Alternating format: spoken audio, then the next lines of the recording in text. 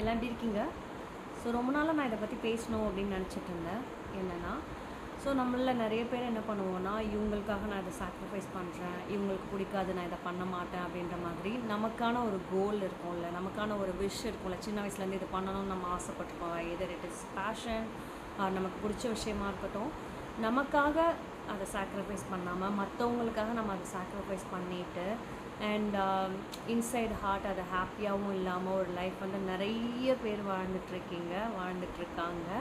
So அவங்களுக்குலாம் நான் சொல்லணும்னு நினைக்கிறது என்னென்னா, until unless for example you will not be there from tomorrow அப்படின்ற சுச்சுவேஷன் வரும்போது, ஐயோ நீ இருக்க மாட்டியா, நானும் உன் கூடவே வந்துடுறேன், I will also not there in the world அப்படின்னு எந்த ரிலேஷன்ஷிப் உங்களுக்காக உங்கள் கூடவே வரதுக்கு தயாராக இருக்கோ, எந்த ஃப்ரெண்ட்ஷிப் உங்களுக்காக உங்க கூட வரதுக்கு தயாராக இருக்கோ, எந்த ஃபேமிலி மெம்பர் உங்களுக்காக வரதுக்கு தயாராக இருக்காங்களோ, அந்த மாதிரி யாராவது உங்கள் லைஃப்பில் இருந்தால் மட்டும் நீங்கள் வந்து உங்களோட கோலையோ உங்களோட பேஷனையோ சாக்ரிஃபைஸ் பண்ணுங்கள். Otherwise please go what you want, please do what you want, don't sacrifice it for anyone and don't regret later.